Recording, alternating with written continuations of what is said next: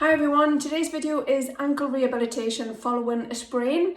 I'm pretty sure I've made this video somewhere along the line, but I've absolutely no idea where it is, so I'm doing it again. Anyhow, if you have sprained your ankle, please get professional advice and help before embarking on anything like this.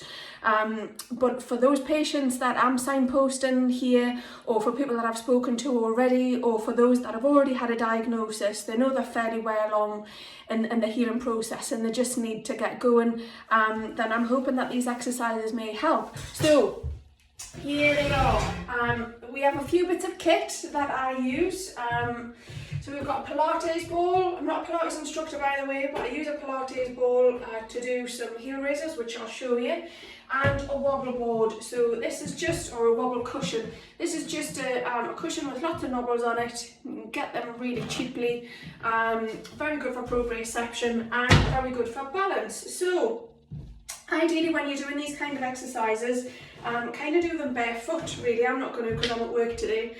But do them barefoot if you can, and the reason why I say that is you've got lots of proprioceptors in the feet, and the more contact that you have with those and the thing that you're trying to balance on, then the better the exercise is. So proprioception is ultimately your brain's awareness of where your body is in space. So the more heightened we can make that, then the better the exercise will be. So the first thing that I would do is getting used to standing on one leg, so balancing on one leg. Always start with a good leg first, because that sends the brain the right signal. Try and do it fairly mindfully, so you're not kind of chatting to people like I am, or listening to music or whatever. You're really trying to focus on actually how that feels. So you'll do the good side first for about 30 seconds to a minute, and then the not so good side for 30 seconds to a minute as well. To start with, you might want to hold on to something. That's perfectly fine. That's okay to do that, and then you're progressing to just be able to stand in. Best not to have the leg out here like this, because this actually makes it easier, because you've increased your mass in space. So the nearer that you are to everything, to your body, then the harder it is. So that's what we do to start with. Once we're feeling pretty confident with that, then we can progress to one leg standing on the wobble board. Again, good side first, then not so good side. And I am wobbling because it is a wobble cushion, so I'm expecting that to be wobbly. So again, you can increase the time that you spend on that as well. This is another little exercise that I like to do. So we're going to pop the Pilates ball in between our ankles, squeeze the ankles together so that you've got a bit of traction there, and then we're just coming up on the tippy toes. Now when we come up on the tippy toes, we're trying to get on the ball of the foot, and then we're trying to spread our way through the ball of the foot and underneath all of the toes, basically. So we're trying not to stand on the outside of our ankles like that, or all the way on the inside. We're trying to spread the weight evenly, and then nice and slowly back down, and then nice and slowly back up again, trying to spread the weight so that it's evenly spread between this part here, basically. So you can do a few of those, maybe 5, 10, depends on how the ankle feels. And then you can also place the ball up here as well, so squeezing it between. If you imagine you've got that little curve between like the knees and the calf. Mine's quite a big one because I've got quite chunky calves.